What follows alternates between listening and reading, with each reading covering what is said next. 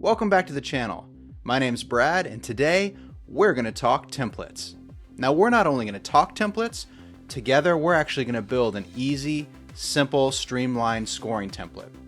Now, when it comes to templates, they come in all different shapes and sizes, from the really complex, hundreds of tracks, virtual instrument loaded on each and every track, takes forever and a day to load, to more of your streamlined, accessible, get in, capture your idea quickly, what I like to call more of a sketching template. And that's what we're going to build together today, a sketching template. We're going to use ensemble patches, we're going to use stubbed in empty tracks, unassigned tracks, but have all of our routing already set up so that after you get done sketching, if you want to continue to build your song out, all of the bones, all of the framework's already there to do it. And we're going to do all of this inside 15 minutes. So set the timer and let's get to work. Alright, so we're starting out with a blank canvas. Now I'm doing this in Cubase, but we can do this in any DAW really, because the method, the principle will remain the same, just a matter of the interface and how you create the tracks. We're going to build ours in Cubase though, and we're starting with a blank slate. The very first thing we're going to do is create our utility tracks. Now our utility tracks are things like tempo, time signature, rulers. If you want to import video or have a reference track, I always put those in a utilities folder. So we're going to start there. We're going to right click and click add signature track. We're going to go ahead and add a tempo track. And we're going to add a video track. And whatever other things you would typically want in your utilities, these are the things that I would typically have in there. And I'm going to create a folder. Call this utilities. I'm going to drop those in the utilities folder. And then outside the utilities folder, I'm going to put my marker track. And I'll tell you why in just a second. So we create marker. I'm going to divide this these tracks on the left. So there's the utilities track always stick at the top. And I'm going to do so by clicking this little diagonal line here, divide tracks. And that's going to create the section at the top. So no matter how I scroll my tracks on the left-hand side, these things stay at the top. So I'm going to select those and put those at the top here. The reason I create my marker track outside my utilities folder is because I want to be able to collapse my utilities folder, but I often will want to reference my markers, and so this just keeps them outside of the utilities folder and right at the top of my screen here. Okay, so we've got our utilities track. Let's go ahead now and create our instrument tracks. So the very first thing I'm going to do is create a folder, and I'm going to call it Sketch. This is where I'm going to drop an instrument track that will be a piano. And I'm going to set the instrument default to contact 8. And I'll select, for me, I'm going to use the Claire piano. It's just a nice piano for sketching. You can use whatever instruments, whatever piano you want in here, but I'm going to drop the Claire in here. So this is my go-to when I'm creating the sketch, the idea. I've got this now stored away in a folder called Sketch. The piano's loaded. And I put this in the folder, collapse it. Now I have my sketch folder. Now we're going to create our other instrument groups. So we're going to start with strings. So I'm going to add instrument track. Contact 8 is what I'm using because that's where the majority of my instruments are in contact. And we're going to call this strings. Now we're going to create 8 of these. It's going to load up contact. I'm going to close that. And you can see I've got all my strings here. So my first strings channel, I'm actually going to call this strings ensemble long. My second one I'm going to call strings ensemble short. Now, what I'm doing here is every time I create an instrument group like strings, woodwinds, brass, etc., I'm going to create an ensemble long and ensemble short that I'm going to preload with an instrument. This allows me to get in and start getting my ideas captured quickly. I'm also going to have all the empty tracks that are unassigned beneath it. We're going to work out all the routing in a moment though, but all the strings tracks that are unassigned beneath it, so that if I want to break out my string, arrangement into violins 1, 2, 3, etc., I can do that kind of on the fly. All the tracks are there. All I got to do is load my instruments. But we're going to start with these ensembles, longs, and shorts. So I'm going to load up my ensemble patch of choice, which is Cinematic Studio Strings. And I'm going to load up the full ensemble. And close that. And then I'm going to go to the shorts.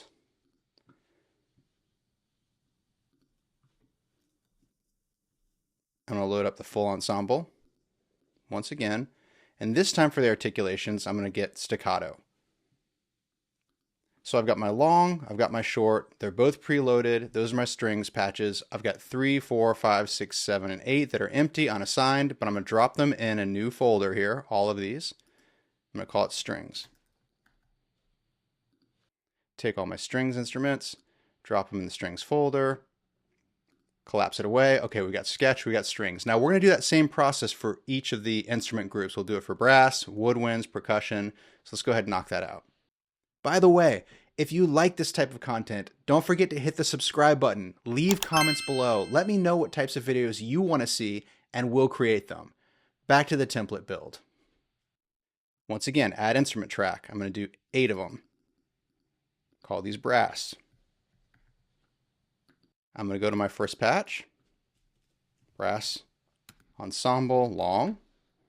Second one, ensemble short. For those two alone, I'm going to assign the instrument. And I'm going to use Cinematic Studio Brass. Full ensemble, bring it in. The one selected is sustains, so the long. Close that, go to my brass ensemble short. Same deal.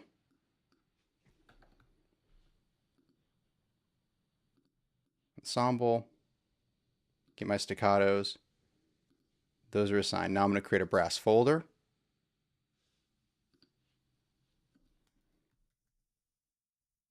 Drag all my instruments in my brass folder, collapse it, and now we have sketch, strings, and brass. So let's create woodwinds now. I'm going to create 8 tracks, call them woodwinds. Now for the woodwinds, a lot of libraries have woodwinds high and woodwinds low versus full ensembles.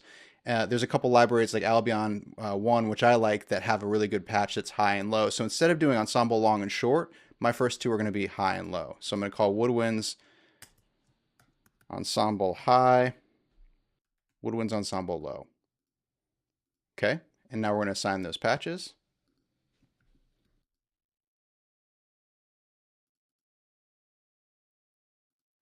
All right, so now we've got our woodwinds high, woodwinds low. Add our woodwinds folder track. Select our woods. Drop them in the folder. And off we go. Now I'm going to create percussion and choirs.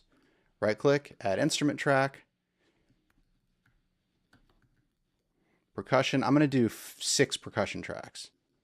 Now obviously load whatever library you like. I use Damage a ton. So I'm going to load a Damage ensemble patch. Damage 2, Ensemble Designer. And I'll call that Percussion Ensemble.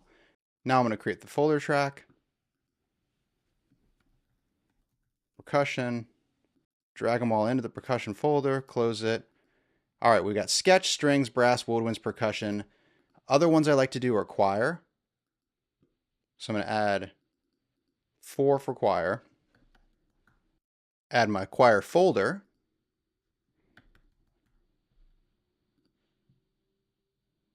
Grab all my choirs, drop them into the folder, and we have choirs. Now I'm going to create synths. I find that I use synths a lot, and so I'm going to create at least, we'll call it 4 to start with for synth. I'll typically preload a diva into my synth, but certainly whatever synth you use the most, load that in there. One more folder track. Drag our synths in. Now the last folder I'm going to create is miscellaneous. So that's where I might have audio tracks, sound design stuff, or just wild instruments that I wouldn't have anywhere else in the template. So let's create a miscellaneous folder. And I'm going to go ahead and put in, call it 5 tracks there. Drop them in the miscellaneous folder. Now, if you're OCD like me, this is where the fun part starts. This is where we get to colorize everything. So let's select our colors, and you can use whatever colors you want. These are just the ones that I typically use. Strings, I usually call orange. And you can see when you grab the folder, it does all the tracks inside them too. Brass, I got to go yellow with brass. Woodwinds, usually kind of a greenish, light greenish.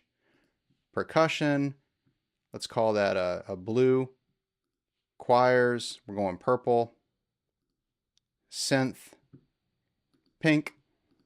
miscellaneous, we'll call that light blue. I usually leave my sketch, my utilities tracks gray just to keep them separate. So now we're all colorized, and this is where the routing starts. So let's jump down to the mix console window now. Now the first thing that we're going to do is we're going to add in a couple effects tracks. So I'm going to right click and go add effects track. We're going to create 3 of them and call them reverb. Now I load cinematic rooms on. Why are we doing 3 tracks?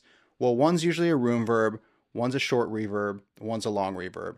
You can create as many effects tracks as you want or as few as you want, but the idea is to have multiple to choose from as you're recording your instruments or building out your song based on that specific need. So I'm going to go ahead and add track. And now you can see we have reverb 1, 2, and 3 all the way on the right here. So this is where we're going to route all these into our send returns. So I'm going to grab in the mix window everything from my first strings track all the way through my miscellaneous. I'm going to click this Q-Link button, make sure this is selected, and then I'm going to go to sends. Take verb 1, verb 2, and verb 3. Now they're all assigned to the tracks, but none of them are on, so when you're recording, when you're using that track, you can enable it and then mix to taste. Now we're going to rename these verbs, call this verb short, verb long, and we'll call this one verb room. All right, now we have our reverbs. They're built in, they're all assigned, they're on the tracks. The last thing that we're going to do is group our tracks together so that they're very easy to mix. So you can have all of your strings on one fader, you can have all of your brass on one fader. In case you want to mix it during the mix down process, it makes it really, really easy to grab the entire section and have it all assigned to one fader. So that's what we're going to do now. So we're going to grab all of our strings, right click, and go add group tracks to selected tracks. And we're going to call this one strings. Actually, we're going to call this X_strings. Now, I call this X, and I reserve red for all of my group tracks. And you'll kind of see how that pops here in a second. So my X strings are all the way on the right of my mixer here, and you can see them there. Now I'm going to grab my brass and do the exact same thing. Right click, add to group track, X_brass. Make it red.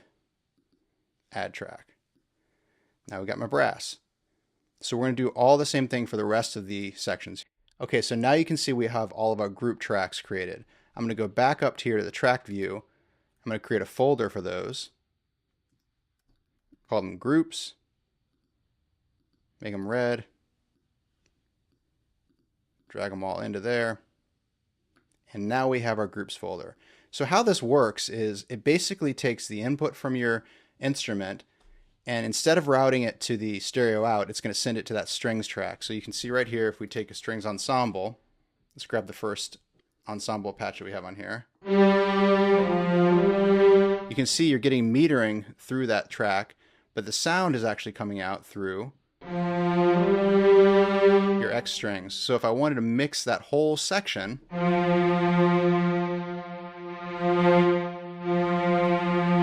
I could do that right from that fader, versus if I'm in here on the strings themselves and I want to mix these strings alone,